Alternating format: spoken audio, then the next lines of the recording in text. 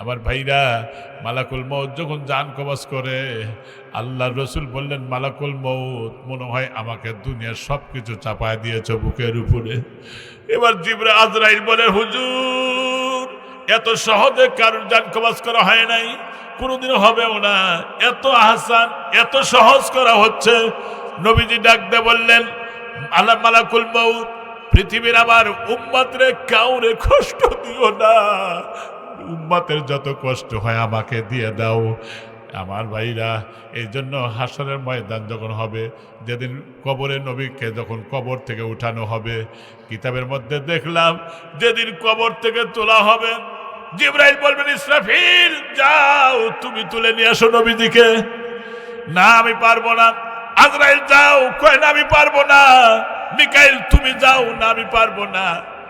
জিবরাইল এসে কবরের মধ্যে হাত দিয়ে যখন নবীজিকে তুলে আনবেন, দেখা যাবে নবীজির মাথা চুলের সাথে কাদা, শরীরের সাথে কাদা, কবর মাটি কাদা কাদা হয়ে গেছে। হাসরবাসীরা বলবে, নবীর এই অবস্থা কেন? ওই সময় বলবে, উম্মত যারা গুনাহগার উম্মত জাহান্নামে যাবে, এই চিন্তায় কবরের মধ্যে কানতে কানতে কাদাযুক্ত হয়ে গেছে। বাইরে হাসরের ময়দানে বাবাও বলবে, ইয়া নাফসি ইয়া নাফসি। আদম নবী বলবে, ইয়া নাফসি ইয়া নাফসি। ইব্রাহিম নবী বলবে, ইয়া নাফসি ইয়া নাফসি। ঈসা নবী বলবে, ইয়া নাফসি ইয়া নাফসি। বাপ ভাই সবাই বলবে, একমাত্র আমার আপনার নবী বলবে, ইয়া উম্মতি। আমার মুসলমান ভাইরা রে, হাদিসের মধ্যে এসেছে, আল্লাহ রসুল যেদিন হাউস কাউসারের মালিক হয়ে যাবে, ওই দিন পাশেই থাকবে বড় একটা সোনার চেয়ার। ওই চেয়ারের পাশে দাঁড়ায় যাবেন, নবীজির চেয়ারটা ছুঁইতেও যাবেন না। আল্লাহ ডাক দেবেন, নবীজি আপনি চেয়ারে বসেন। নবীজি বলবেন, না আমি বসতে পারি না, আমার উম্মতেরা তার বিচার করবেন, জাহান্নামে চলে যাবে, আর আমি এখানে বসবো, আমি তা পারি না। এবার আমি চাই আমার সামনে আমার উম্মতের বিচার করা হোক। ওই মুহূর্তে নবী তাদেরকে নবীজির সামনে যখন বিচার হয়ে যাবে, আর যেই লোকটার নেকির পাল্লা হালকা হয়ে যায়, নবীজি তার ওই জায়গাতে দ্রুতগামী গিয়া হালকা নেকির পাল্লার উপরে আল্লাহ নবী যখন হাতটা রাখবেন আর পাল্লা ভারী হবে, নবীজি বলবেন, আল্লাহ এই লোকটাকে জান্নাতে বরাদ্দ দিয়ে দাও। আল্লাহ নবী ছাড়া আর আপন কেউ হবে না। এই জন্য 5 ওয়াক্ত নামাজ পড়বা, এই যে সামনে রোজা আসতেছে, রোজা রাখবা। এ যুবকেরা কোরআনের সৈনিক হয়ে যাও, ও যুবকেরা ইসলামের অতন্ত্র প্রহরী হয়ে যাও। আজ হোক কাল হোক মালাকুল মউত আসবেই। ফাইদা জাআ আজালুহুম লা ইস্তাখিরুনা সাআতাও ওয়া লা ইস্তাকদিমুন। আল্লাহু আকবার। যখন মৃত্যু আসবে নির্ধারিত টাইমে আসবে, এক মুহূর্তে আগেও না, এক মুহূর্তে পরেও না। চ্যানেলটি সাবস্ক্রাইব করে আমাদের সঙ্গেই থাকুন। একটা নেকির জন্য আফসোস করবেন। কিতাবের মধ্যে আসছে মুসলমান ভাইরা, আল্লাহ রব্বুল আলামিন এক বান্দাকে একটা নেকির অভাবে জাহান্নামের অর্ডার দিয়ে দিবেন। ওই মুহূর্তে লোকটা তখন আফসোস করে বলবে, রব্বুল আলামিন শুধুমাত্র একটা নেকির অভাব, এজন্য জাহান্নামের অর্ডার দিলে। আল্লাহ তুমি তো আমার একটু সময় করে দিতে পারতে, আমি আমার মা বাপ সহ আপনজন যারা আছে হাসরে, আমি তাদের কাছ থেকে আমি নেকি আনতে পারতাম। আল্লাহ বলবেন, যাও বান্দা, আমি তোমারে দিয়ে দিব, তুমি যদি একটা নেকি আনতে সক্ষম হও। সে যখন হাসরের দিকে দৌড়াবে, ওই মুহূর্তে বাবা মা, তার ভাই বোন, আত্মীয় স্বজন, বন্ধু বান্ধব সবার সাথে আল্লাহ তাআলা সাক্ষাৎ ঘটিয়ে দিবেন। ওই মুহূর্তে পেরেশান হয়ে বলবেন, বাবা দুনিয়ার জীবনে আমার জন্য কত কষ্ট মুজাহাদা করেছো, নিজে খেয়ে না খেয়ে মানুষ করেছো। ও মা, তুমি না আমি একটু অসুস্থ হয়ে গেলে অথবা চোখের আড়াল হয়ে গেলেই তুমি না আমার জন্য মানতের রোজা পর্যন্ত করেছো। মা গো, একটা নেকির অভাবে আজকে জাহান্নামে যাওয়া লাগতেছে, একটা নেকি তুমি আমারে দাও। সেদিন বাপ আর মা বলবেন সুহকান সুহকান লিমান গায়্যারা মিন বাদি, দূর হয়ে যাও, দূর হয়ে যাও, তুমি আমার সন্তান না। মা বলবে দুনিয়াতে তো আমার বিয়েই হয়েছিল না। বাবা বলবে আমি তোমার চিনিই না। ভাই পরিচয় দিবে না, নিজের অর্ধাঙ্গিনী পরিচয় দিবে না, আপনজন কেউ পরিচয় দিবে না। লোকটা যখন সে চলে আসতে থাকবে ঘরমুক্ত অবস্থায়, ওই মুহূর্তে একজন অপরিচিত লোক ডাক দেয়, বলবেন ভাই তুমি কেন ঘেমে গেছো? লোকটা বলবে একটা নেকির অভাবে জাহান্নামে যাওয়া লাগতেছে। ওই মুহূর্তে লোকটা ডাক দেয় বলবে যে আমার জীবনে একটাই ভালো কাজ করেছি, আমি তো এটা দিয়ে জান্নাত পাবই না, অন্তত পক্ষে আমারটা নিয়ে তুমি জান্নাতে চলে যাও। বান্দা দৌড়ে আসবে, আল্লাহ ডাকতে বলবেন বান্দা পাইছো? কই হ্যাঁ পেয়েছি, কিন্তু আমার বাবা দেয় নাই, আমার মা দেয় নাই, ভাই দেয় নাই, বোন দেয় নাই, আপনজন কেউ দেয় নাই। একজন অপরিচিত লোক আমার একটা নেকি মাত্র দিয়েছে।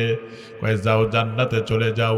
জান্নাতের দরওয়াজার সামনে হাজির হওয়ার সাথে সাথে ওই মুহূর্তে জান্নাতে না ঢুকে জান্নাতকে পিছনে রেখে দাঁড়িয়ে মন বেজার করে থাকবে।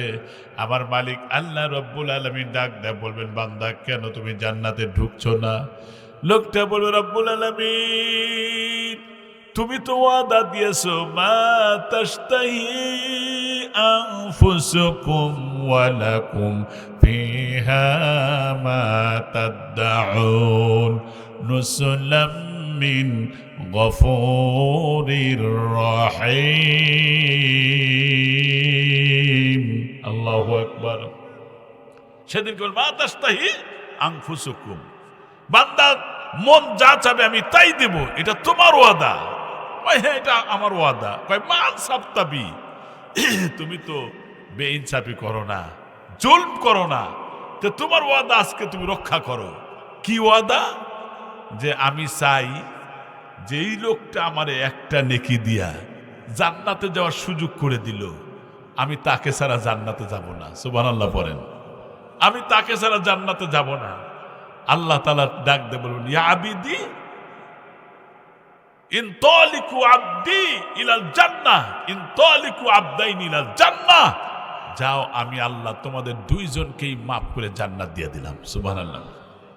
তাহলে এক নেকি নিয়ে জান্নাতে যাবে এরকমও রেকর্ড আছে। দেখেন বুখারী হাদিসে আসছে, কোরআন শরীফে পড়েই যে কিতাবের স্থান, এক লোক মৃত্যুর সময় তার সন্তানদেরকে ওসিয়ত করতেছে, বাবা আমি তো মরে যাবই, কিন্তু জীবনে ভালো কাজ করি না, কিন্তু জাহান্নামে যাওয়া আমার সম্ভব না।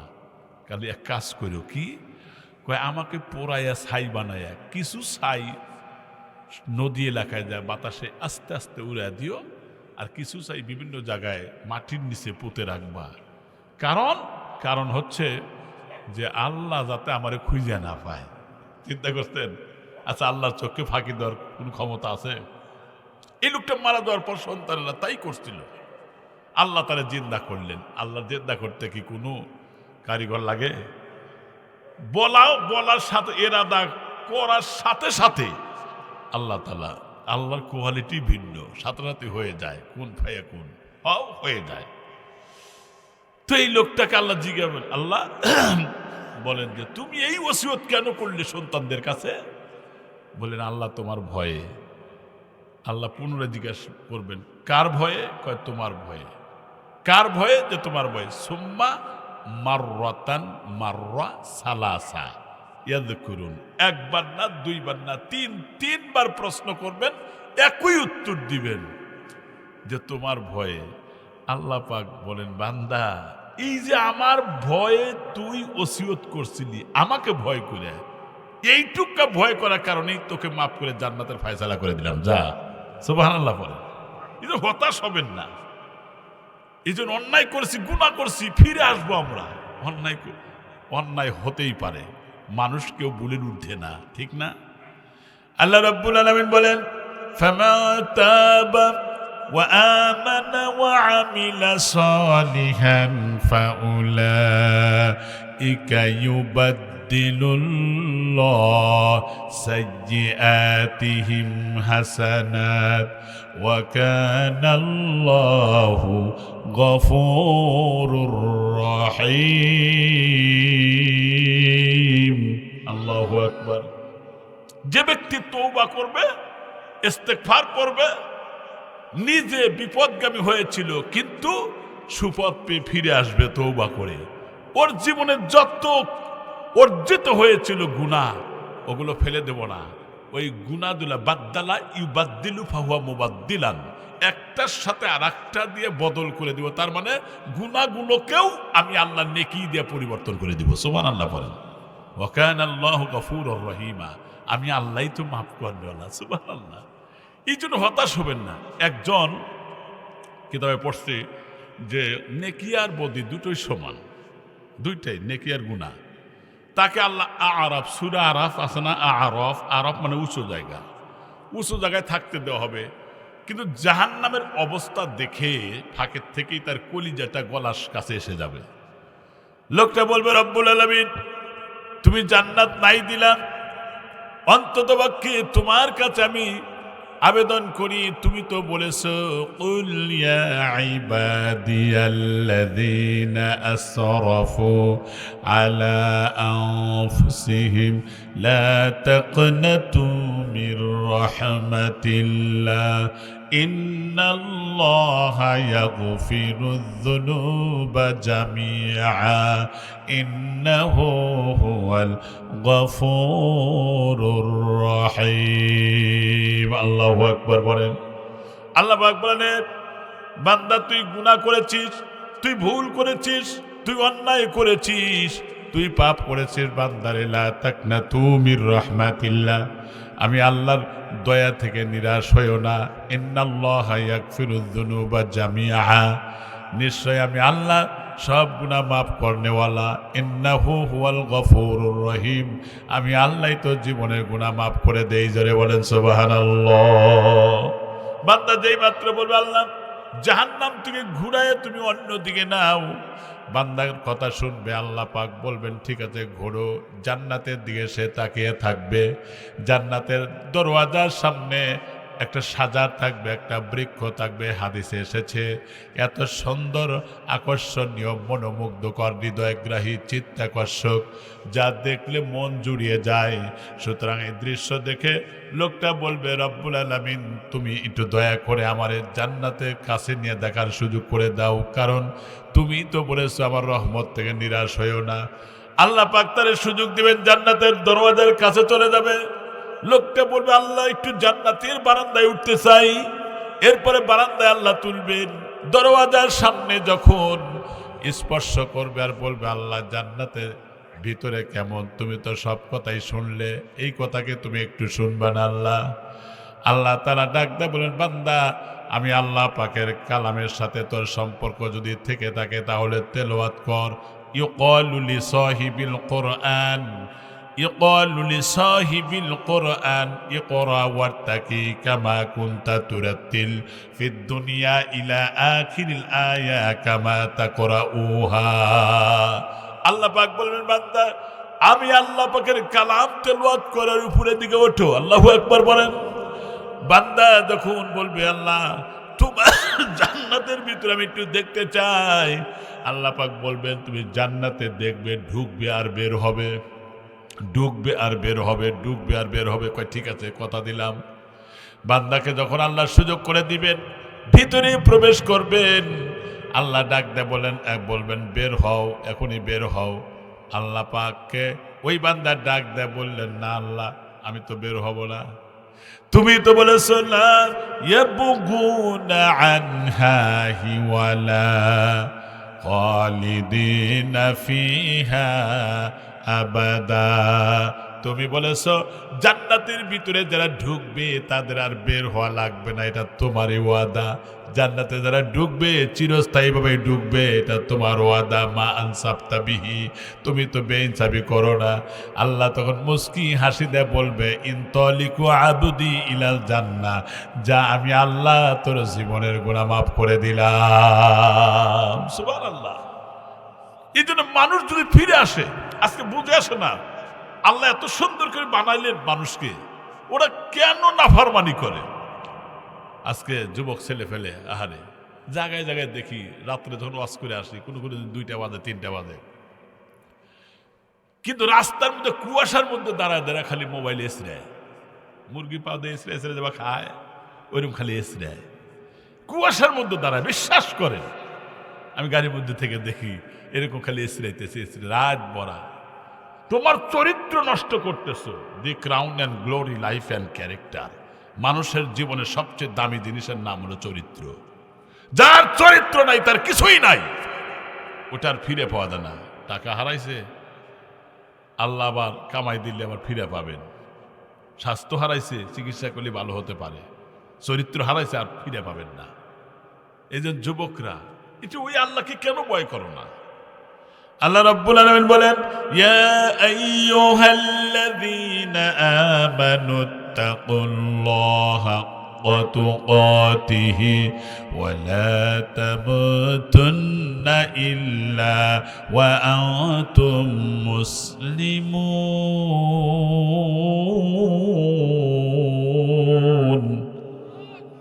আল্লাহ পাক বলছেন, আমানুত্তাকুল্লাহ, ঈমানদাররা আমি আল্লাহকে ভয় করো, হাক্কা তুকাতিহি, ভয় করার মতো ভয় করো, ওয়ালা তামুতুন্না, মরে যেও না, ওয়া আনতুম মুসলিমুন, যতক্ষণ পর্যন্ত পূর্ণাঙ্গ মুমিন না হবে অতক্ষণ পর্যন্ত মরো না। তার মানে মরলে তোমাদের পরকালে খবর আছে, ঠিক কি না? এটা আল্লাহই তাকে কথাগুলো বুঝাইলেন। এই জন্য দুনিয়ার জীবন পেয়ে এতই সন্তুষ্ট হয়েছি আমরা, এতই খুশি হয়েছি আমরা দুনিয়া পেয়ে। এটাও আল্লাহ সূরা বাকারায় বলছেন। আল্লাহ রাব্বুল আলামিন বলেন, রাদিতুম বিল হায়াতিদ দুনিয়া মিনাল আখিরাতি ফামা মাতাউদ দুনিয়া ফিল আখিরাতি ইল্লা কলিল। আল্লাহু আকবার বলেন। আল্লাহ কি বলছেন? রাদিতুম বিল হায়াতিদ দুনিয়া, প্রশ্নবোধক চিহ্ন। তোমরা কি দুনিয়ার জীবন পেয়েই পরিতুষ্ট হয়েছ, খুশি হয়েছ? অথচ ফামা মাতাউ দুনিয়া ফিল আখিরাহ, আখিরাতের দুনিয়া তুলনায় দুনিয়াটা খুব কম সময়, ক্ষণস্থায়ী। অথচ শোনো, ইল্লা কলিল, খুবই একেবারে কম সময়ের জন্য। তাহলে ওই অনন্তকাল তোমার মহা বিপদ যখন ঘনিয়ে আসবে, তোমারে কেউ রক্ষা করবে না। কবর কিন্তু ছাড়বে না রে ভাই। মনে করি অ্যাক্সিডেন্টে মারা গেছে, যাবো, আপনার দেহের কোনো ভ্যালুয়েশন নাই, রুহের উপরে শাস্তি হবে। ভিতরে রুহু আছে, তাই হেনে চিপটি দিলে দুঃখ পাই, ঠিক কিনা? রুহ আছে বলেই চোখ দিয়ে দেখতে পাচ্ছি, রুহ আছে বলেই কান দিয়ে শুনতে পাচ্ছি, রুহ আছে বলেই নড়াচড়া করতে পাচ্ছি। তাহলে দেহকে বাঁচায় রাখার জন্য যেমন খাবার লাগে, রুহেরও খাবার দরকার, ঠিক কিনা? সেই রুহের খাবার হলো আল্লাহ পাকের জিকির আর কোরআনুল কারীম বেশি করে তেলাওয়াত করা। কয়জন মানুষ তেলাওয়াত করেন? আমি যদি বলি যে আজকে কে কে কোরআন শরীফ পড়ছেন, হাত তোলেন, এটা যদি বলি, ম্যাক্সিমাম মানুষ লেটার নিয়ে ফেল করবে, সন্দেহ নাই। কারণ কোরআনের সাথে সম্পর্কই নাই। অথচ রসুল বলেছেন যে কোরআন তেলাওয়াত করে সেজন্য আল্লাহর সাথে ভালোবাসা করে। সুবহানাল্লাহ বললেন না? কোরআন তেলাওয়াত করলে এত ফায়দা। আল কোরআন শাফিউন মুশাফফা ওয়া মাহিল্লুন মুসাদ্দাকুন মান জাআলা আমামা কামাহু ইলাল জান্নাহ। সুবহানাল্লাহ বলেন। রাসূল বলেছেন কোরআনের সুপারিশ সবথেকে আল্লাহর কাছে বেশি গ্রহণযোগ্যতা পাবে, সবচেয়ে ওয়ালা মালাকুন ওয়ালা নাবিয়্যুন ওয়ালা গায়রু, নবী এবং ফেরেশতার চাইতেও কোরআনের সুপারিশ আল্লাহর দরবারে বেশি গ্রহণযোগ্যতা পাবে। সুবহানাল্লাহ বলেন। তাহলে কয়জন পড়ছেন কোরআন শরীফ? তবে ওই যে চেষ্টা করা লাগবে। সওয়াল বলের জন্য টাকা পয়সা বানাতে হয়ে যাইতেছে আমরা, লাভ কি?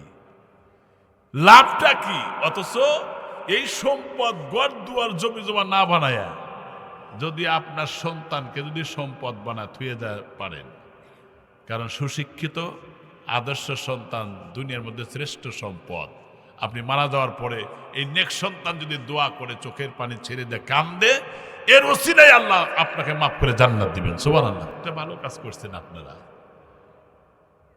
ওই যে কবরস্থানের কাছে যে মাদ্রাসা বানাইছেন, ওখানে তেলাওয়াত করতেছে, সূরা ইয়াসিন পড়তেছে, আর রহমান পড়তেছে, নাস ফালাক পড়তেছে প্রতিদিন।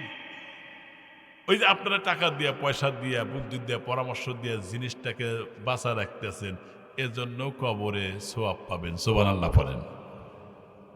ওইটাও এত কল্যাণকর হবে আমার আপনার জন্য, পরকালের জন্য।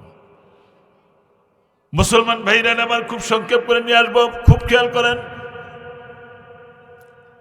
বিশ্ব নবী সাল্লাল্লাহু আলাইহি ওয়াসাল্লাম বলেছেন, পরকালে এমন দুর্দিন হবে, এমন দুর্দশা হয়ে যাবে, মানুষ পাগলের মতো হয়ে যাবে, মাতালের মতো হয়ে যাবে, জমিনটা থরথর করে কাঁপতে থাকবে।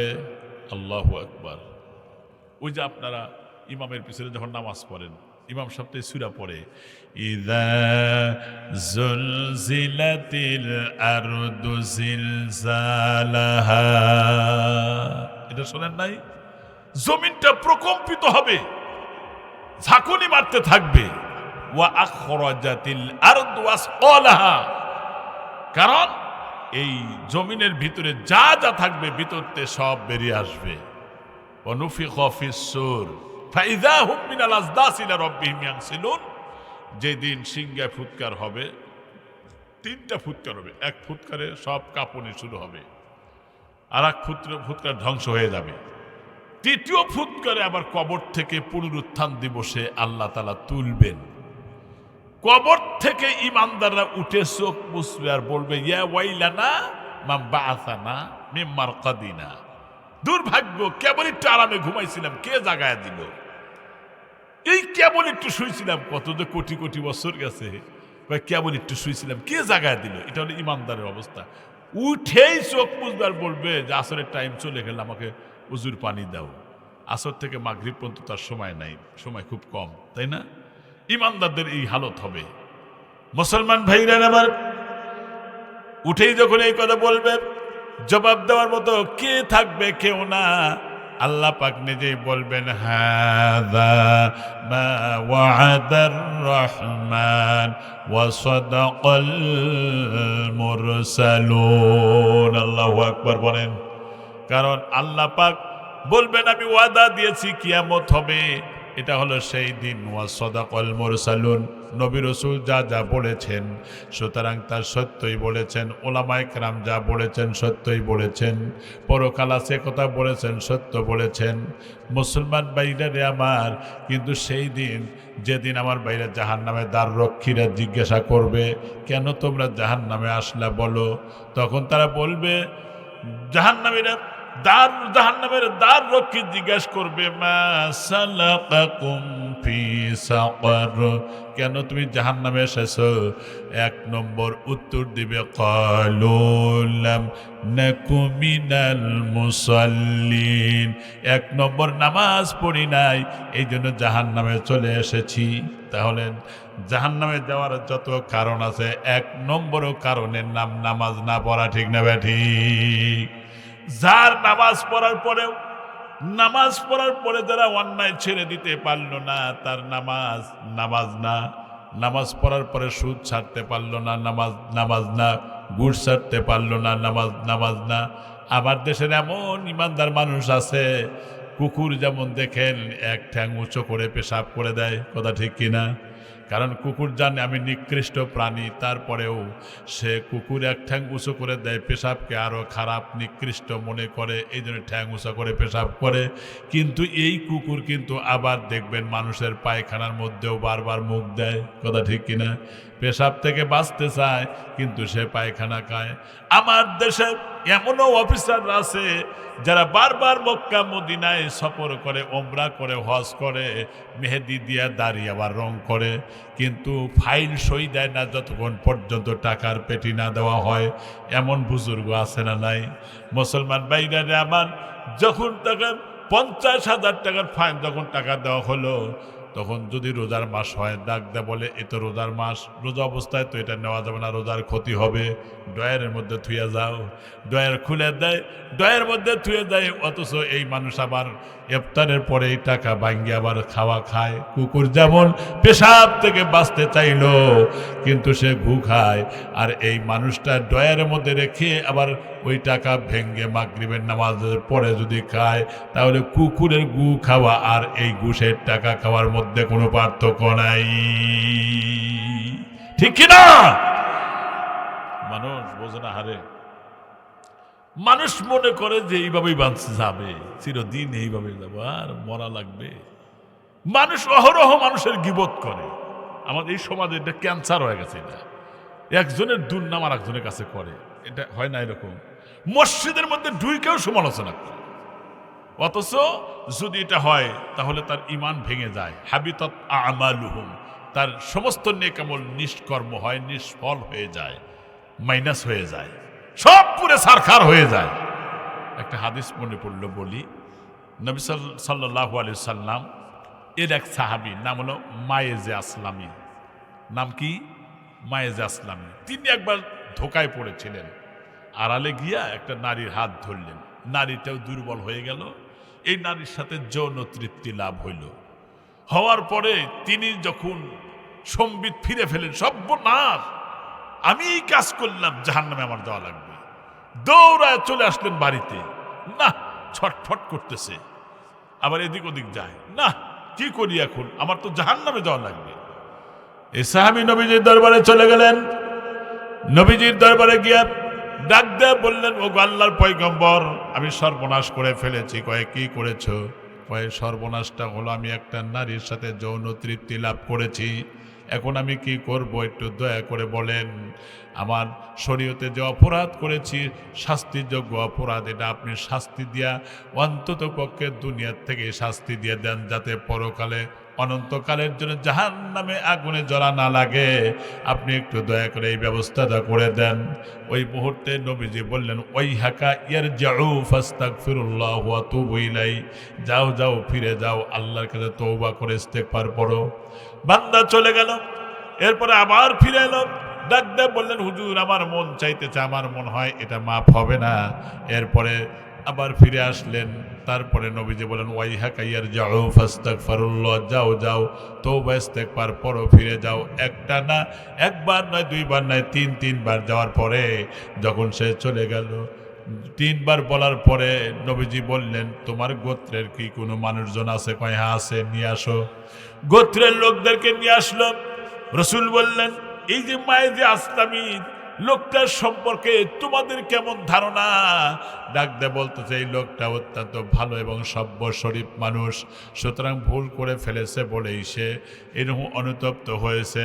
বাইরে একটা কথা মাঝখানে বলে যায়, কোনো মানুষ যদি গুনাহ করে, গুনাহ করার পরে যদি অনুতপ্ত হয়, আল্লাহ পাক বলেন, ওয়াল্লাযীনা ইযা ফাআলু ফাহিশাতান আও যালামু আনফুসাহুম যাকারুল্লাহ।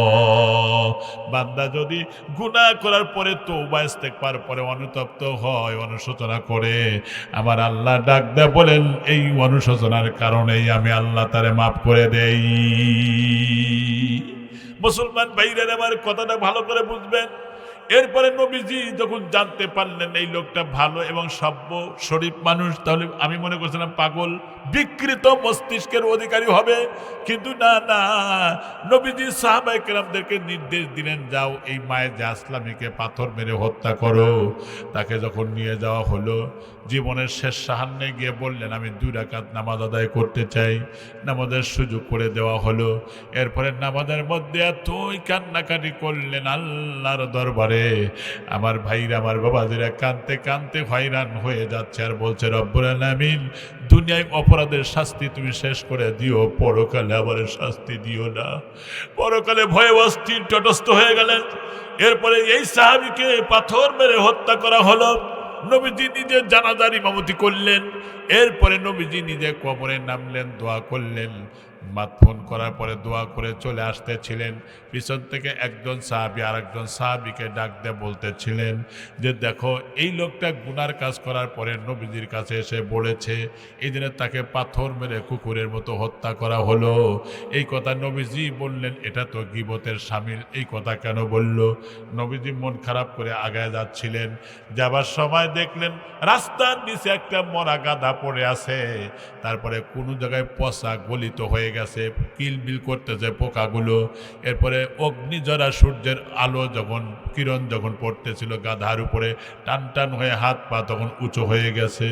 ওই মুহূর্তে নবীজি বললেন, আনজিল, যাও যাও নিচে নামো, ফাকুলা মিনহু, যাও এই মরা গাদা ভালো করে তোমরা খাও, পচা দুর্গন্ধ গলিত পচা এই গাদাটা খাও। সাহাবী বললেন, ওগো আল্লাহর পয়গম্বর, মরা গাদা কি কখনো খাওয়া যায়? কয় তোমরা কিছুক্ষণ আগেই তো খাইলে। বললেন কেমনে খাইলাম? জি ফাতুল হিমার, যাও যাও মরা গাদা খাও। বললেন কেমনে খাওয়া যায়? কিছুক্ষণ আগেই তো খাইলে। কয় কেমনে খাইলাম? ওই যে তোমরা বললা কুকুরের মতো তারে পাথর মেরে হত্যা করা হয়েছে, এটা হলো গীবত। গীবত করা আর মরা গাদা খাওয়ার সমান। তবে তোমরা জানো না, এই সাহাবী যে তওবা করেছে, এই তওবাটা গোটা মক্কা মদিনার সমস্ত মানুষের মধ্যে যদি ভাগ করে দেওয়া যেত, তাহলে সকলের জন্যই নাজাতের জন্য যথেষ্ট হয়ে যেত। আল্লাহু আকবার। চিন্তা করে, এই জন্য জীবনে কখনো গীবত করব না কারণ। মহিলারা, আমি অনেক সময় বলি, এটা হাদিস, মহিলারা 6 কারণে 6 ধরনের মহিলারা জাহান্নামে যাবে। কয় ধরনের মহিলা? মা বোনরা যারা শুনছেন, আপনারা শুনেন কথাটা। তার মধ্যে 1 নম্বর, আমি এই হাদিসটা প্রায় সব জায়গায় বলি, 1 নম্বর হচ্ছে যে মহিলা মাথার চুল খুলে বেপর্দায় রাস্তাঘাটে চলে, এই মহিলাটা জাহান্নামে যাবে। আরো হাদিসটা কি? রাসূল বলেছেন যে মহিলাটা সতর খুলে পর পুরুষের সামনে চলাফেরা করে, প্রত্যেকটা চুল হবে বিষাক্ত সাপ, এই সাপগুলো গলায় পেঁচিয়ে ধ্বংসন করবে। আল্লাহু আকবার। কবরের মধ্যে 99 নাজা নাফাকাত ফিল আরদ, একটা নয় 99টা সাপ হবে কবরের মধ্যে, যে সাপের চোখ দিয়ে যেন অগ্নিস্ফুলিঙ্গ বের হয়, এমন ভয়ঙ্কর সাপ হবে। এই সাপের কামড় কেমনে সইব বলেন? একবার যদি কামড় মারে, ধ্বংসন করে 70 বছর পর্যন্ত সাপের বিষের ক্রিয়া থাকবে, ভিতরে বিগলিত হয়ে যাবে, কিন্তু লা ইয়ামুতু ফিহা, সেখানে মরবে না, খালি শাস্তি পাইতে থাকবে। কেমনে সহ্য করব বলেন? আমি হাদিস কোরআনগুলো বলতেছি কি, এগুলো কি মিথ্যা কথা না সত্য কথা? একটাও অসত্য যদি বলিয়া জাহান্নামের আগুনের কেসি দিয়ে আমার জিহ্বা কেটে দিবে। এটাও হাদিস, ঠিকানা হবে জাহান্নাম। এই মানুষ এত আনন্দ ফুর্তি কোত্থেকে আসে? আমার বুঝে আছে না? গাঁজা খায়, ফেসা খায়, মদ খায়, ইয়াবাখোর, গাঁজাখোর, বাবাখোর। তোমার জীবনে একটু চিন্তা করো, তোমার পরকালে কি হবে তোমার?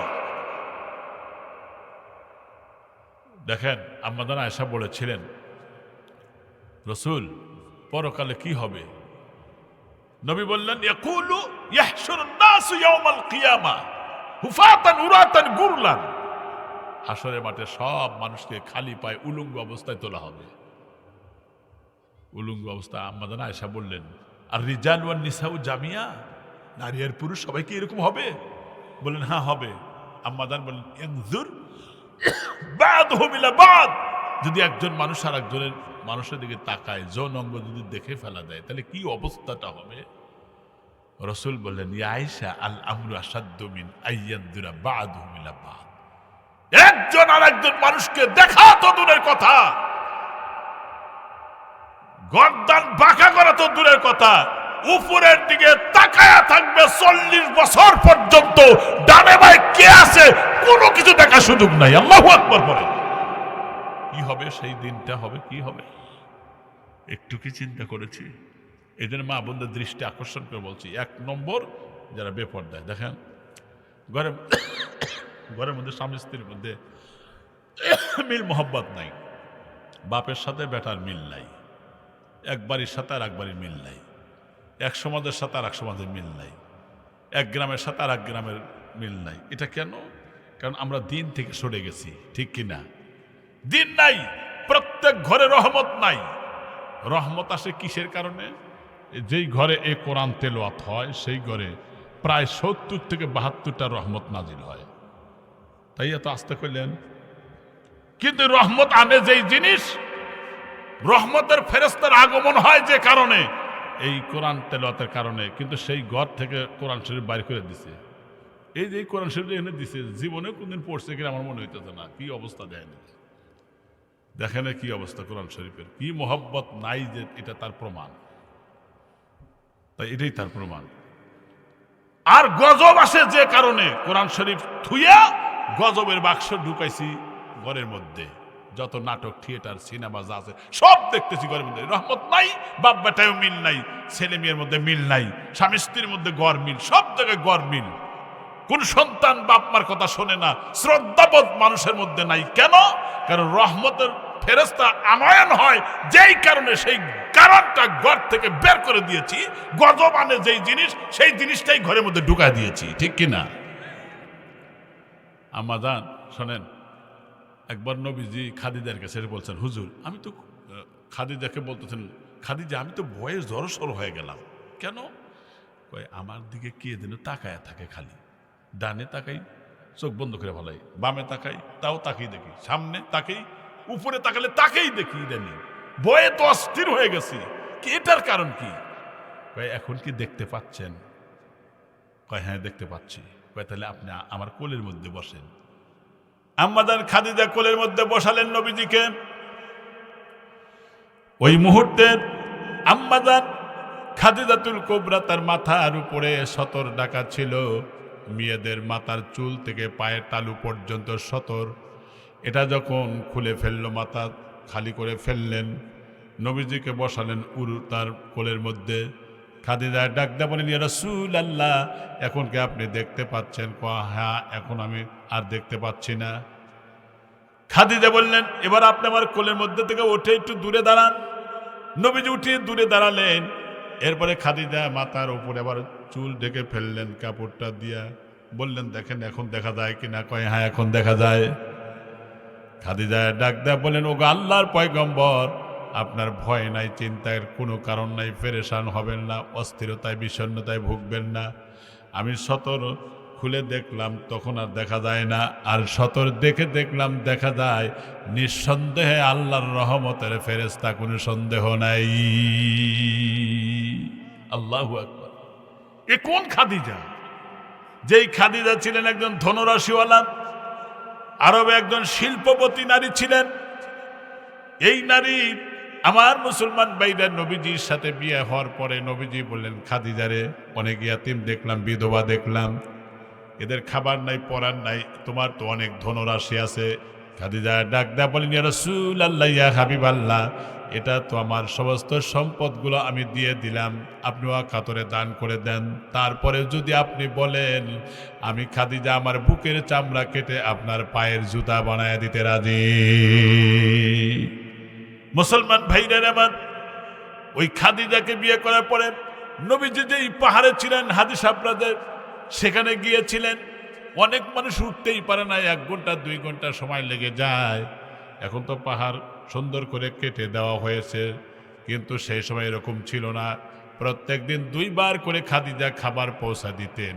আমার ভাইরা, একদিন খাদিজা যখন খাবার নিয়ে গেলেন, ওই মুহূর্তে জিব্রাইল কথা বলতেছিলেন রসুলের সাথে। বললেন, ইয়া রাসূলুল্লাহ, ওই যে আপনার খাদিজা আসতেছে। আমি চলে যাই, তবে যাবার সময় একটা সুসংবাদ দিয়ে যায়, স্বয়ং আল্লাহ রব্বুল আলামিন খাদিজাকে সালাম জানিয়েছেন। সুবহানাল্লাহ। একজন নারীকে আল্লাহ সালাম জানাইছেন, তার নারী জন্ম সার্থক। ঠিক কিনা? যাবার সময় বললেন, আমি জিব্রাইলের সালামও থাকলো।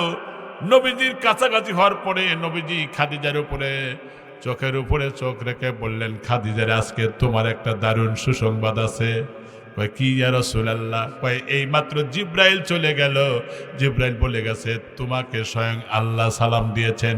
খাদিজা কেঁদে ফেললেন আর বললেন, ইয়া রাসূলুল্লাহ, আমি নারী জন্ম সার্থক হয়ে গেছে, তবে আল্লাহর সালামের জবাব কেমনে দিতে হয় আমি জানি না, দিয়ে দেন।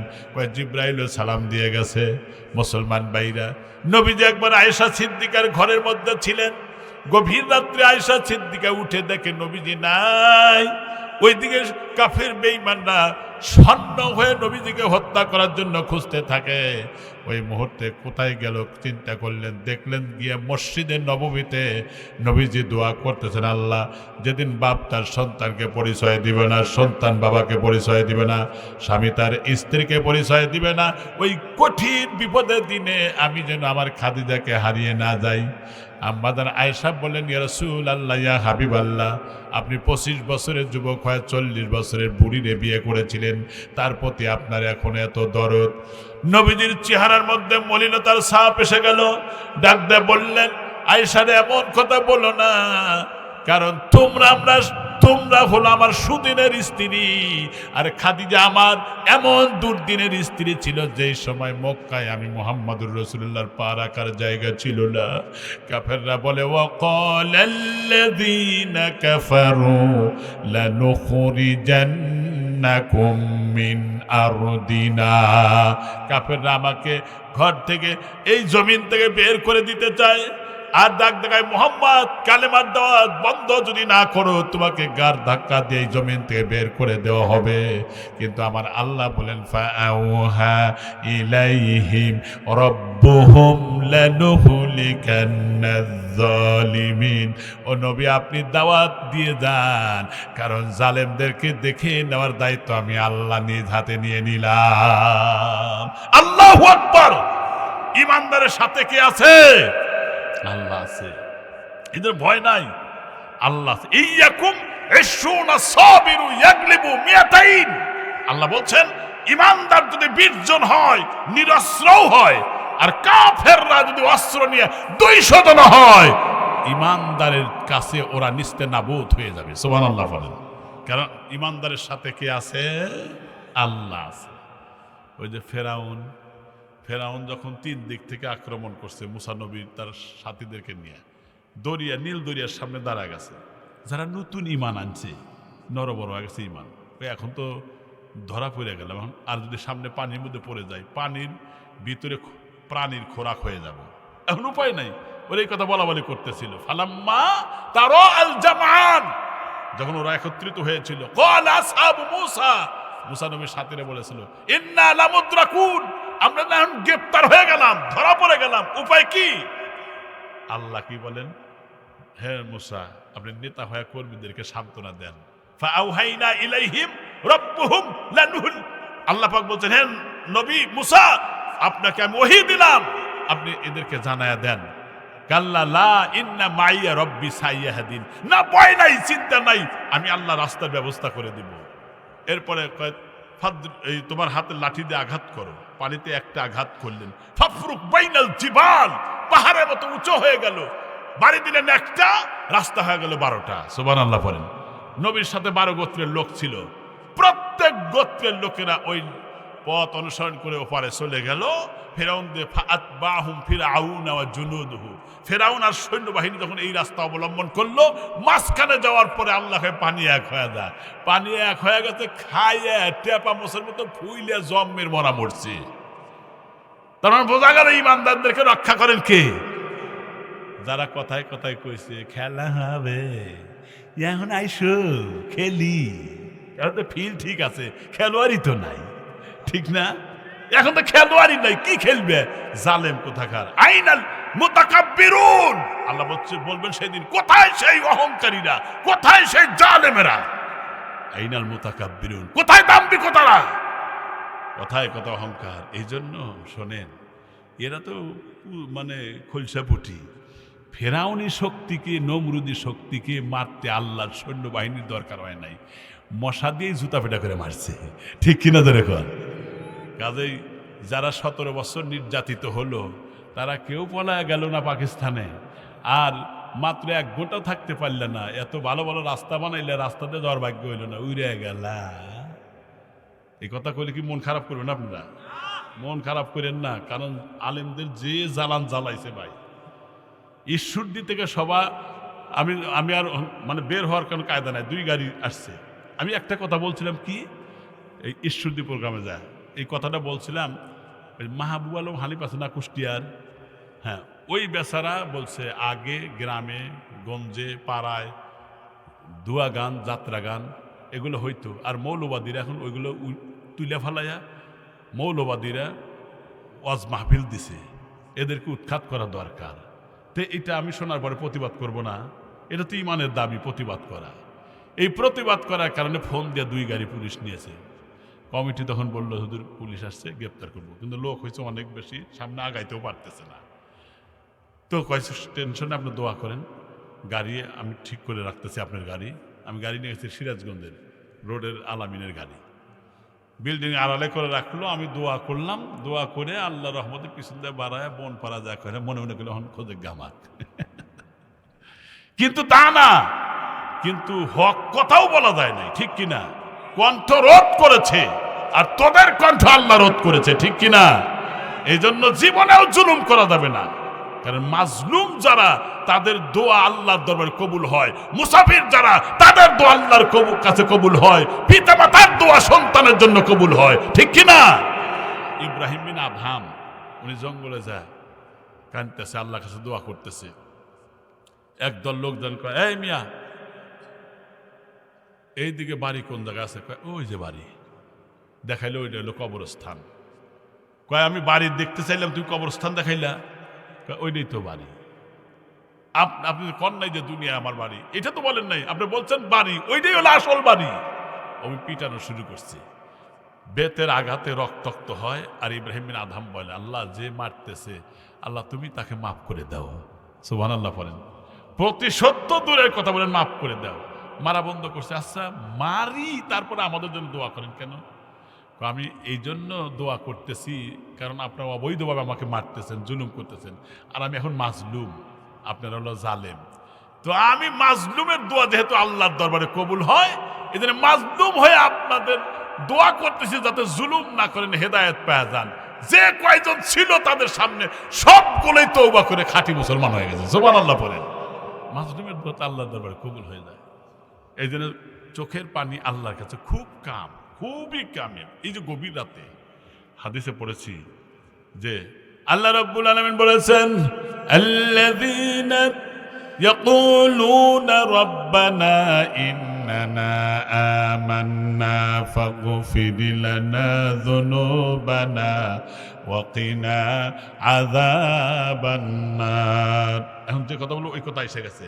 as-sabirin was-sadiqin wal-qanitin wal-munfiqin wal-mustaghfirin bil-ashar। এই যে মুস্তাগফিরিনা বিল আসহার, শেষ রাতের কান্না। মুফাসসিরিন কিরাম বলছেন, তাফসীর ইবনে কাসির পড়ে দেখেন, শেষ রাতের কান্না আল্লাহর কাছে এতই প্রিয়, বান্দার চোখের পানি মাটিতে পড়তে দেরি আছে, জীবনের গুনাহ মাফ হতে দেরি নাই। সুবহানাল্লাহ পড়েন। মানুষ আনন্দে ঘুমায়, নাক ডাকায় ঘুমায়, হায় রে নাকের গর্জন, টাকের ইঞ্জিন ফেল, হ্যাঁ, কিন্তু একটু চিন্তা করে না। আব্দুল হক মুহাদ্দিস দেহলভী একজন উপমহাদেশের মধ্যে শ্রেষ্ঠ বুজুর্গ একজন মুহাদ্দিস ছিলেন। ওনার জীবনী আমি পড়ে দেখলাম, ওনার বাড়ির কাছে একজন সরকারি চাকরিজীবী ছিল, তার পাশে কয়েক বাড়ি পরে আর একজন খুব দরিদ্র মানুষ ছিল, বিয়ে শাদীও করে নাই। সেই লোকটা ধনী মানুষের বাড়িতে প্রত্যেক দিন চাইতে যায়, সে কোন দিনও না করে না, প্রত্যেক দিন যায়। কিন্তু এভাবে 2-3 দিন দেওয়ার পরে, কয়েকদিন দেওয়ার পরে আর পাওয়া যাচ্ছে না, তা নেই, ধনী লোকটা নিজেই চলে গেল। খুব মজার কথা শোনেন, ধনী লোকটা নিজেই যখন চলে গেল, যাওয়ার সাথে সাথে আমার মুসলমান ভাইরা দেখলো যে লোকটা, দরিদ্র লোকটা বিছানায় পড়ে আছে, একদম শুয়ে আছে। বললেন, তুমি যাওনি কেন? তোমার জন্য আমি এসেছি। যাব কেমনে, চূড়ান্ত পর্যায়ে অসুস্থ হয়ে গেছি, এই জন্যই তো যাওয়া সম্ভব হয় নাই। এখন কি করা যায়? তোমার সাহায্য করলাম, যে কয়দিন তুমি আসতে না পারবে আমি নিজে এসে সেই দিব। কারণ ইয়াতিমকে দান করা, গরিবকে, অসহায়দেরকে দান করা। মুসলমান ভাইরা আমার, এরপরে দিতে এই ধনী লোকটা একবার কোথাও চলে গেছেন, একদিন দিতে পারে নাই, দ্বিতীয় দিন শুনলেন তিনি আজকে মারা গেছে। তিনি জানাজায় শরীক হলেন, ইমামতিও করলেন, কবরেও নামলেন, বিসমিল্লাহি ওয়া আলা মিল্লাতি রাসূলিল্লাহ বলে দোয়া করলেন। এরপরে বাঁশ দিলেন, তালাই দিলেন, মাটি দিয়ে দিলেন। এগুলো দেওয়ার পরে আমার মুসলমান ভাইরা, যেই মুহূর্তে এগুলো দেওয়ার সাথে সাথে যেই মাত্র তিনি চলে আসলেন, কিন্তু রাত্রেই তার মনে হলো আমার যে পকেটের মধ্যে যে গুরুত্বপূর্ণ একটা সরকারি কাগজ ছিল, পাইতেছি না, গেল কোন জায়গায়। এবার চিন্তা হলো, চিন্তা করতে করতে তার মাথায় এলো, আমি যখন বুকে হাত দিয়ে দোয়া পড়েছিলাম, বিসমিল্লাহি ওয়া আলা মিল্লাতি রাসূলিল্লাহ, আল্লাহর নামে রসুলের দলে তুলে দিয়ে গেলাম, এ কথা বলেছিলাম। হয়তো আমার পকেট থেকে পিছলে পড়ে যেতে পারে, এখন কি করা যায়? আব্দুল হক মুহাদ্দিস দেহলভী বুজুর্গ আলেমের কাছে গিয়ে ফতোয়া জিগালেন, বললেন ঠিক আছে আপনি রাতে একাকী যান, মানুষের মধ্যে প্রচার করা দরকার নাই। তিনি চলে গেলেন একাকী। আমার মুসলমান ভাইরারে, যেই মাত্র তিনি চলে গেলেন, যাবার পরে মাটি সরালেন, এরপরে 2-3টা বাঁশ সরায় দিয়ে লাইট মেরে দেখে যে আমার সেই কাগজটা কবরের মধ্যে পড়ে আছে। এবার আরো 2টা বাঁশ সরায় দিয়ে ভিতরে মাথা ঢুকায় দিয়ে হাত দিয়া যখন কাগজটা তুলে আনলেন, আনতে গিয়া অন্য একটা বাঁশের ফালটার সাথে হাতের এই জায়গায় একটু আঁচ লেগেছিল। যেই মাত্র আঁচ লেগেছে এত জোরে চিৎকার মারলেন, চিৎকার আর বন্ধ হয় না। যেমন জ্বলন্ত আগুনের মধ্যে গেলে যেমন লাগে ওই রকম লাগতেছিল একটু আঁচ লাগার কারণে। চিৎকারের আওয়াজে আশেপাশের লোকজন চলে আসলো, কি হয়েছে তোমার? কথা বলতে পারে না। আবার মুসলমান ভাইরা যখন একটু হুঁশ ফিরানো বাপ ডাকতে বললেন, কবরে নেমেছিলাম গতকালকে, যার কবরে দিয়েছিলাম সেই কবরে নেমেছিলাম, কবরটা আবার তোমরা ঠিক করে দিয়ে আসো। তারা যা সত্যি সত্যি আবার ঠিক করে দিয়ে আসলো, কিন্তু একটানা এভাবে ব্যথা আর চূড়ান্ত পর্যায়ে অসুস্থ ছাড়ে না। ডাক্তারের কাছে চলে গেল, প্রেসক্রিপশন করে দেওয়া হলো, ওষুধ খেলেন, ভালো হয় না। একটি মাস যাওয়ার পরে মনে মনের সিদ্ধান্ত নিল, আমি আর কেমনে টিকবো, আমি এর চাইতে আমি আত্মহত্যা করে দুনিয়া থেকে বিদায় হয়ে যাই। না, তাও তো নেওয়া যায় না, জাহান্নামে যাওয়া লাগবে, না আত্মহত্যাও করা যায় না। তিনি তাহাজ্জুদের নামাজ পড়ে সিজদারত অবস্থায় কান্না বিজড়িত কণ্ঠে আল্লাহর দরবারে দোয়া করতেছেন, মালিক দুনিয়ার কেউ পারল না, আল্লাহ তুমি পারো আমাকে ভালো করতে। এভাবে কাঁদতে কাঁদতে চোখ দিয়ে পানি পড়তেছিল। ওই মুহূর্তে হাত দিয়ে যখন মুছতেছিলেন, ওই চোখের পানি যেই জায়গায় ফালটায় আঁচ লেগেছিল ওই জায়গায় চোখের পানি পড়ার সাথে রাতের সমস্ত ব্যথা দূর হয়ে গেছে। সুবহানাল্লাহ বলেন। এরপরে মুহাদ্দিস সাহেবের কাছে গেলেন আর বললেন, মুহাদ্দিস সাহেব এই অবস্থায় ভালো হয়ে গেছে। মুহাদ্দিস সাহেব বললেন, শোনো ঠিকই বলেছো, যেই বাঁশের সাথে তোমার আঁচ লেগেছিল, বাঁশের সাথে জাহান্নামের আগুনের একটু হয়তো আঁচ লেগেছিল, এই আঁচটা তোমার হাতে লেগেছিল, কিন্তু দুনিয়ার সাগর মহাসাগরে পানি দিয়েও জাহান্নামের আগুন নিবানো যায় না। কিন্তু কোন মানুষ যদি আল্লাহর ভয়ে চোখের পানি ফেলে দেয়, ওই চোখের পানির কারণে জাহান্নামের আগুন আল্লাহ নিভিয়ে দেয়।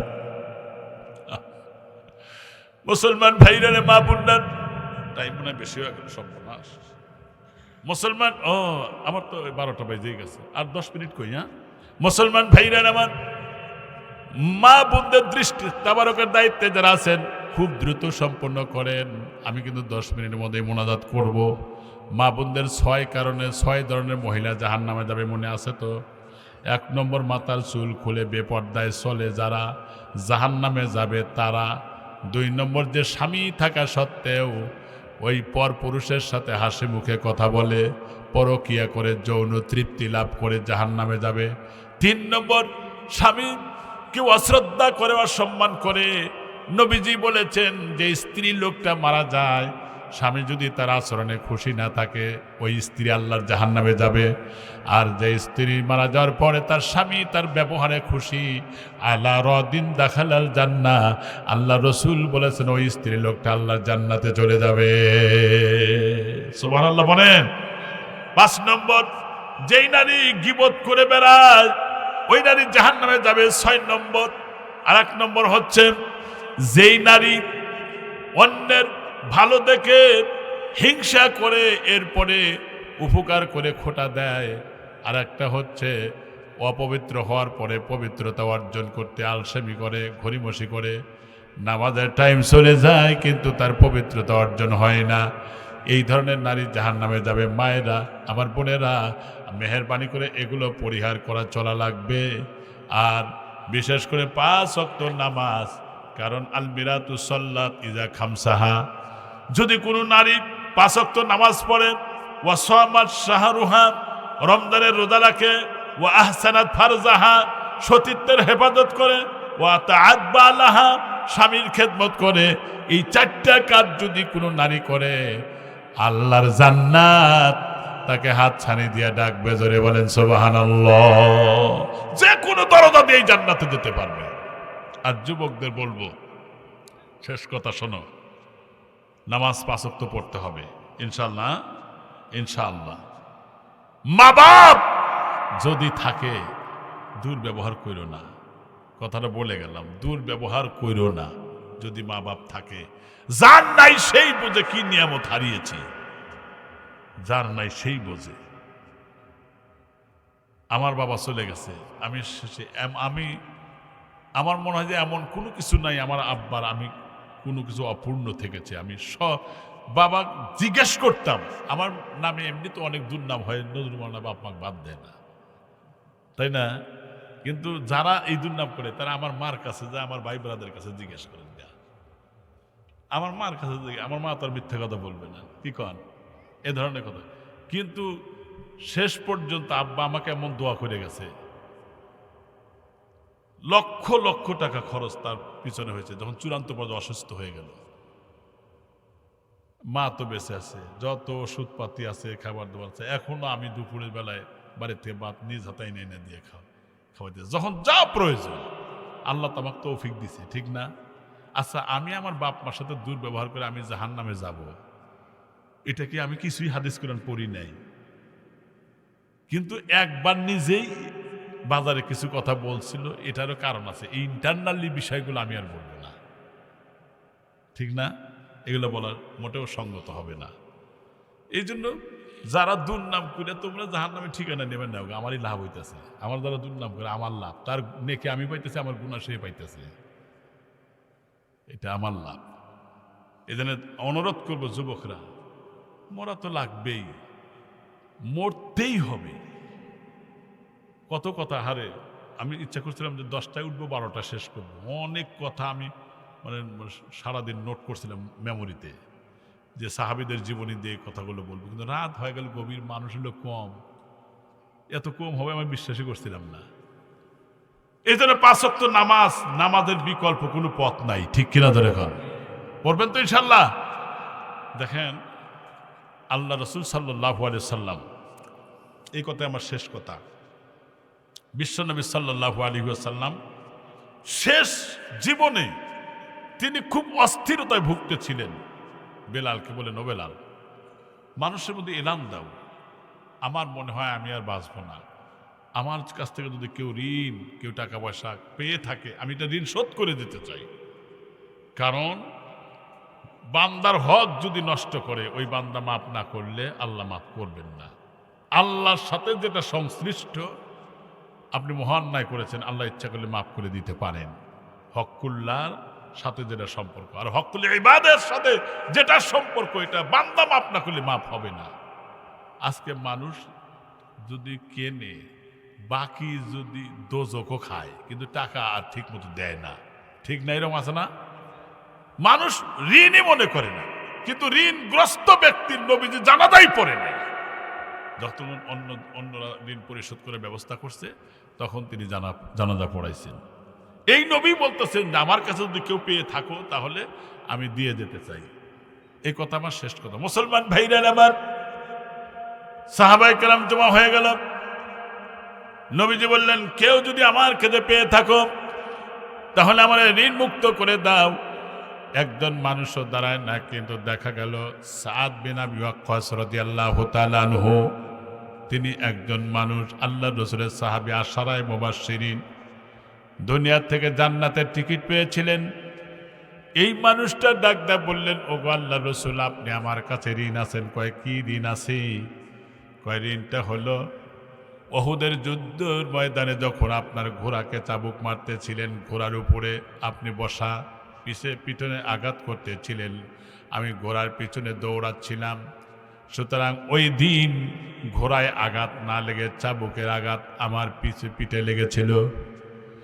সেই যে পিঠে লেগেছিল, এখন আপনার পিঠে চাবুক লাগায় আপনাকে ঋণ মুক্ত করতে চাই। এ কথা বলার সাথে সাথে হযরত ওমর তো মেজাজি মানুষ, তিনি যখন তরবারি থেকে খাপ থেকে তরবারি বের করলেন, যে এখনই তোমারে শেষ করে দিবে, এত বড় স্পর্ধা, আমার রাসূল অসুস্থ মানুষ, তাকে আঘাত দিবে। নবীজি বলেন, উসকুত ইয়া ওমর, তুমি থেমে যাও, সাবধান। থেমে গেলেন। সাহাবায়ে কেরাম বললেন, ও ভাই, তোমার যদি প্রতিশোধ নিতেই হয় একটার কাছে 10টা চাবুক আমাদের শরীরে লাগাও, কিন্তু আমার নবীকে লাগাইও না। কারণ সাহাবীরা নবীকে জীবনের সবচাইতে বেশি ভালোবেসেছিলেন, কথা ঠিক কিনা? আমার বন্ধুগণ, আমার ভাইরা, শুধু তাই না, এরপরে বিশ্ব নবী সবাইকে থামায় দিলেন। নিস্তব্ধ পিন পতন নীরবতা বিরাজ করতেছিল। ওই মুহূর্তে নবীজি বললেন, ঠিক আছে, আমার পিঠে আঘাত দাও। ওই মুহূর্তে বললেন, ইয়া রাসূলুল্লাহ, ওহুদের যুদ্ধে যেই চাবুকটা ব্যবহার করেছিলেন আমি ওই চাবুকটা চাই, ওইটা দিয়েই আমি মারতে চাই, তাছাড়া তোর ঋণ শোধ হবে না। ঘরের মধ্যে আয়েশা ছিলেন, ফাতেমা ছিলেন, কত এত বড় সাহস কার রে, আমার বাবারে মারতে চায় কে রে? আমার ভাইরা, এমন সময় নবীজি ডাক দেয়া বললেন, ঘরের ভিতরে লাল রঙের চাবুকটা দিয়ে দিও। চাবুকটা দিয়ে দেওয়া হলো। ঘরের মধ্যে কান্নার রোল পড়ে গেছে। সাহাবায়ে কেরামরা ধুকরে কাঁদতেছিলেন। আমার বন্ধুগণ, এই চাবুকটা এনে নবীজি বললেন, নাও তুমি আমার পিঠে আঘাত দাও। নবীজিকে বললেন, ওগো আল্লাহর পয়গম্বর, যেদিন উহুদের যুদ্ধে আপনি আঘাত করেছিলেন আপনার অজান্তে আমার পিঠে লেগেছিল, ওই দিন তো আমার শরীরে কোনো জামা কাপড় ছিল না, এখন তো আপনার শরীরে জামা কাপড় আছে, আপনি খুলে দেন। মুসলমান ভাইরা রে, 40 জন মহিলার যে লজ্জা না থাকে তার চেয়ে বেশি লজ্জা ছিল আমার নবীর। বললেন, আমি তো মানুষের সামনে এভাবে শরীরটা বের করতে পারি না, সুতরাং আড়ালে আসো। হু হু করে কেঁদে ফেললো সাহাবীরা। আমার ভাইরা আড়ালে যাওয়ার পরে নবীজি যখন জামা খুলে দিলেন, ওই সাহাবী তখন ওই চাবুকটা চুমো দিলেন আর নিচে রাখলেন। আল্লাহর নবীকে জড়িয়ে ধরে নবীজির পিঠের উপরে গর্দানের উপরে 2টা নবুয়তের মোহর ছিল, বারবার চুমো দিতেছিলেন আর বললেন, ইয়া রাসূলুল্লাহ, যেদিন ভুলক্রমে আমার পিঠে আঘাত দিয়েছিলেন ওই দিনই তো আমি মাফ করে দিয়েছি, আমার কি এতই সাহস যে আপনারে আমি আঘাত দিব? ওগো আল্লাহর পয়গম্বর, আমার বড় ইচ্ছা ছিল নবুয়তের মোহরে চুমা দিব। আল্লাহ রাসূল ডাক দিয়ে বলেন, সাহাবী রে, তুমি আমার নবুয়তের মোহরে চুমো দিয়েছো, জাহান্নামের আগুন হারাম হয়ে গেছে। আল্লাহু আকবার। মুসলমান ভাইরা আমার, এই নবী যেদিন দুনিয়া থেকে বিদায় হয়ে যাবে, একজন আসে নাই মালাকুল মউত, একজন আসে নাই, জিব্রাইলকে সাথে নিয়ে এসেছেন। ওই মুহূর্তে জিব্রাইল এসে সালাম দিয়ে বললেন, ওগো আল্লাহ নবী, আল্লাহ পাকে আমার সাথে আরেকজন এসছে, তিনি হলো মালাকুল মউত আজরাইল। আজরাইল বলেছে জান কবজ করার জন্য এসেছে, আপনি যদি অনুমতি দেন তাহলে সে জান কবজ করবে, অনুমতি না দিলে ফিরে যাবে। রফিকুল আলা, আল্লাহ আপনার প্রিয় বন্ধু, আল্লাহ আপনার দোস্ত, সেই দোস্তের কাছে কি আপনি যাবেন না? ভাই আমি যাব, কিন্তু আমি যাব এটা ঠিক আছে, কিন্তু আমার উম্মত বেটা বেটির জন্য কি অবস্থা হবে, এই সংবাদগুলো কেমনে আমি জানবো?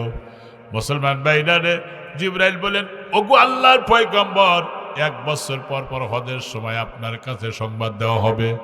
বললেন, না, এত দেরি হলে তো হবে না। কয় যদি 6 মাস পর পর দেই, কয় তাও হবে না। 2 মাস পর পর, কয় তাও হবে না। নবীজি কথা বলতেছিলেন, আমার আল্লাহ ডাক দিয়ে বলতেছিলেন, হাবিব আপনি চিন্তা করেন না, বরং আপনার উম্মতের দায়িত্ব আমি আল্লাহ নিজে নিয়ে নিলাম। মুসলমান ভাইরা আমার, নবীজি যেদিন জান কবজ করতেছিলেন, কবজ করবেন, বাইরে থেকে ডাকে, কিন্তু ফাতিমা ডাক দেয়া বললেন, আমার আব্বা যেতে পারবে না, চূড়ান্ত অসুস্থ। এবার আল্লাহ নবী ডাক দিয়ে বলেন, ফাতিমা রে, এমন আগন্তুক এসেছে যেই আগন্তুক সন্তানগুলোকে ইয়াতিম বানায়, স্ত্রীকে বিধবা বানায় দেয়। বোঝার আর বাকি রইল না, কান্না শুরু করে দিলেন। নবীজি ইশারা দিলেন, আসো। এরপরে ফাতিমাকে কি যেন কানে কানে বললেন, আর কান্না বন্ধ হয়ে গেল। আবার মুসলমান ভাইরা, এরপরে আয়েশা সিদ্দিকা বলেন, মা ফাতিমা, নবীজি কি বলল আর তোমার কান্না বন্ধ হয়ে গেল? বললেন, আমি ও বিটি কেঁদো না, কেঁদে লাভ হবে না, আমি দুনিয়া থেকে বিদায় হয়ে যাব, তবে আমি যাওয়ার পরে সর্বপ্রথম তোমার সাথে আমার দেখা হয়ে যাবে। নবীজি দুনিয়া থেকে ইন্তেকালের পরে 6 মাস পরে ফাতেমা দুনিয়া থেকে বিদায় হয়ে গিয়েছিলেন। আমার ভাইরা, মালাকুল মউত যখন জান কবজ করে, আল্লাহর রসুল বললেন, মালাকুল মউত, মনে হয় আমাকে দুনিয়ার সব কিছু চাপায় দিয়েছ বুকের উপরে। এবার জিবরাইল আজরাইল বলে, হুজুর, এত সহজে কারোর জান কবজ করা হয় নাই, কোনোদিনও হবেও না, এত আহসান, এত সহজ করা হচ্ছে। নবীজি ডাক দিয়ে বললেন, আল্লাহ মালাকুল মউত, পৃথিবীর আমার উম্মতরে কাউরে কষ্ট দিও না, উম্মতের যত কষ্ট হয় আমাকে দিয়ে দাও। আমার ভাইরা, এই জন্য হাসরের ময়দান যখন হবে, যেদিন কবরে নবীকে যখন কবর থেকে উঠানো হবে, কিতাবের মধ্যে দেখলাম যেদিন কবর থেকে তোলা হবে, জিবরাইল বলবেন, ইসরাফিল যাও, তুমি তুলে নিয়ে আসো নবীজিকে। না আমি পারবো না। আজরাইল যাও, কয় না আমি পারবো না। মিকাইল তুমি যাও, না আমি পারবো না। জিবরাইল এসে কবরের মধ্যে হাত দিয়ে যখন নবীজিকে তুলে আনবেন, দেখা যাবে নবীজির মাথায় চুলের সাথে কাদা, শরীরের সাথে কাদা, কবর মাটি কাদা কাদা হয়ে গেছে। হাসরবাসীরা বলবে, নবীর এই অবস্থা কেন? ওই সময় বলবে, উম্মত যারা গুনাহগার উম্মত জাহান্নামে যাবে, এই চিন্তায় কবরের মধ্যে কানতে কানতে কাদাযুক্ত হয়ে গেছে। বাইরে হাসরের ময়দানে বাবাও বলবে, ইয়া নাফসি ইয়া নাফসি। আদম নবী বলবে, ইয়া নাফসি ইয়া নাফসি। ইব্রাহিম নবী বলবে, ইয়া নাফসি ইয়া নাফসি। ঈসা নবী বলবে, ইয়া নাফসি ইয়া নাফসি।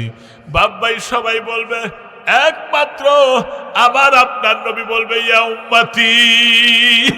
আমার মুসলমান ভাইরা রে, হাদিসের মধ্যে এসেছে, আল্লাহ রসুল যেদিন হাউস কাউসারের মালিক হয়ে যাবে, ওই দিন পাশেই থাকবে বড় একটা সোনার চেয়ার। ওই চেয়ারের পাশে দাঁড়ায় যাবেন, নবীজির চেয়ারটা শুইতেও যাবেন না। আল্লাহ ডাক দেবেন, নবীজি আপনি এই চেয়ারে বসেন। নবীজি বলবেন, না আমি বসতে পারি না, আমার উম্মতেরা তার বিচার করবেন, জাহান্নামে চলে যাবে, আর আমি এখানে বসবো, আমি তা পারি না।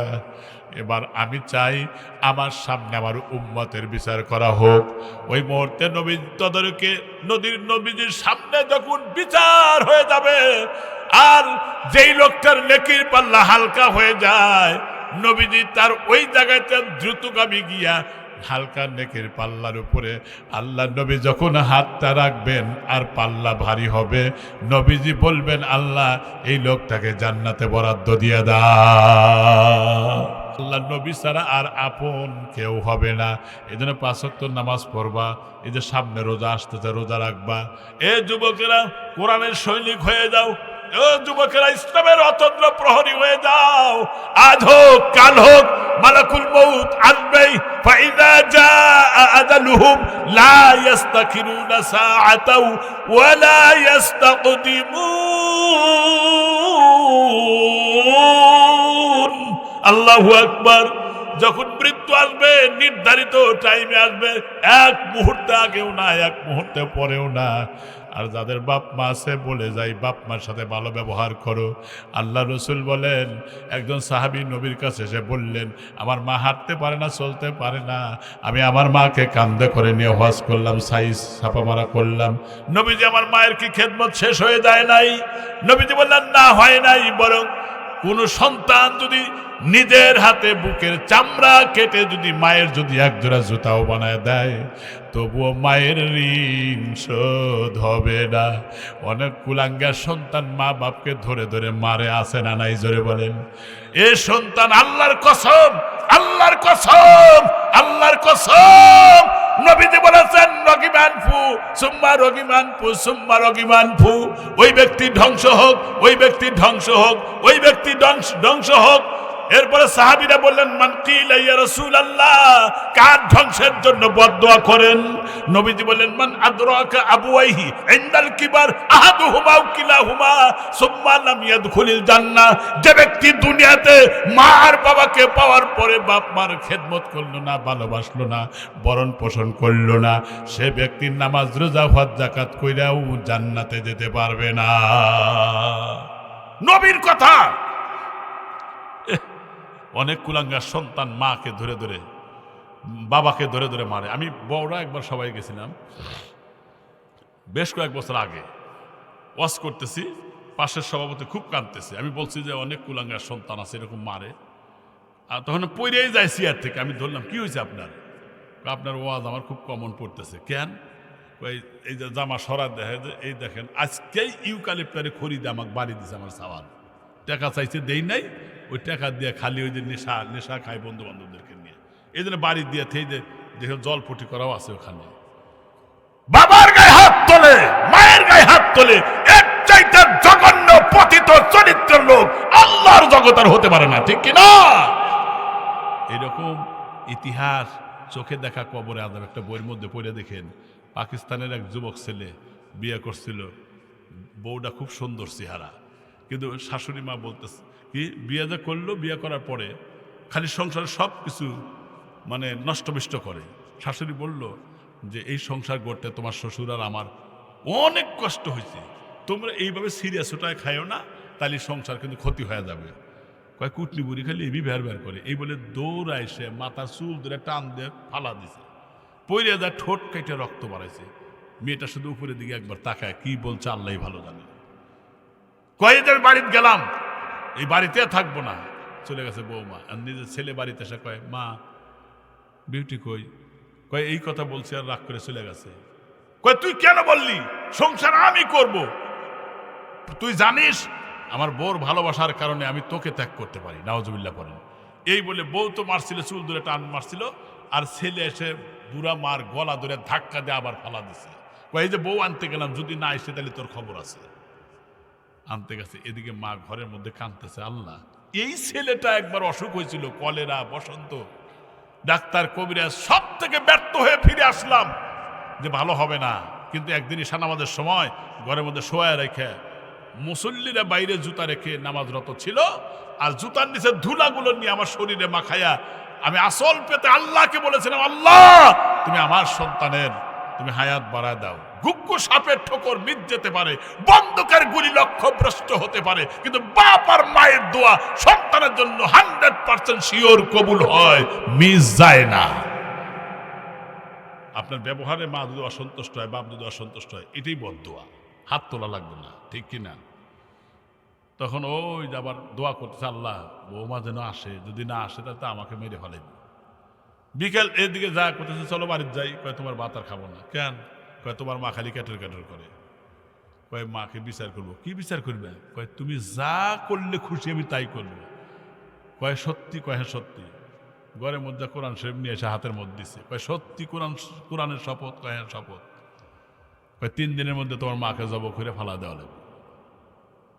কয় 3 দিন লাগবে না, তুমি চলো যাই, আগামীকাল সকালে আমার মাকে জব করে ফেলবে। বোর কথা শুই না, তারপরে বউ নিয়ে আসতেছে।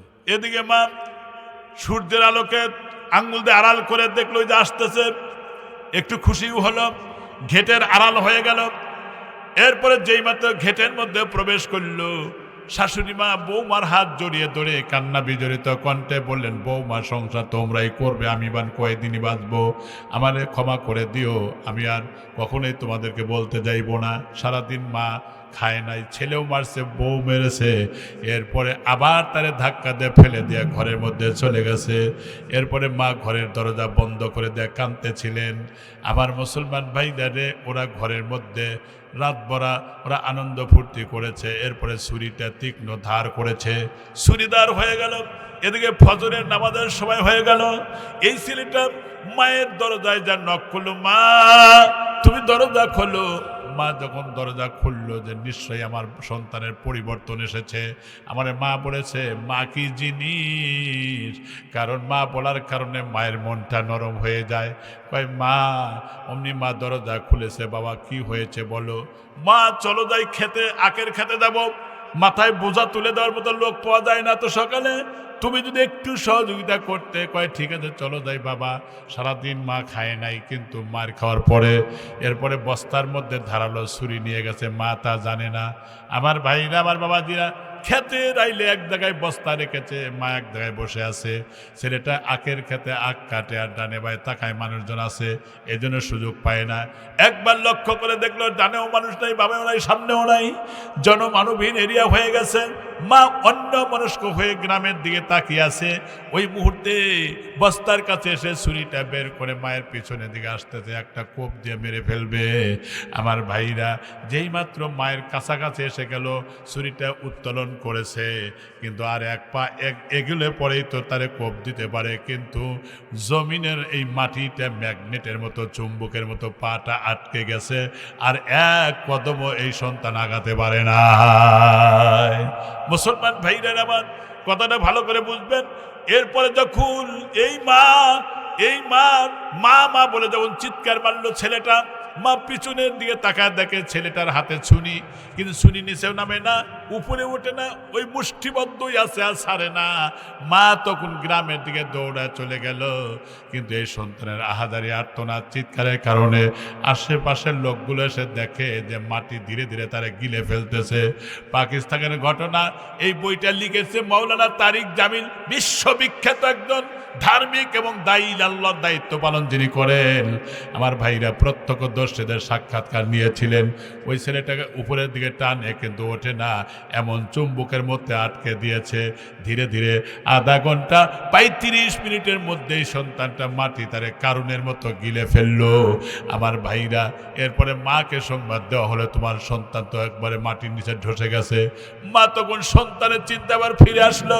মুসলমান ভাইরা আমার যেই মাত্র কাছে চলে আসলো, মা তখন কান্না শুরু করে দিল আর ডাক দেয়া বললেন, অন্তত পক্ষে তোমরা আমার সন্তানকে বের করে আমার সামনে দাপন কাপন করো, আমি জীবনের শেষ মুহূর্তে একটু দেখে যাই। এ কথা বলার সাথে রাতে মাটি খনন শুরু হয়ে গেল।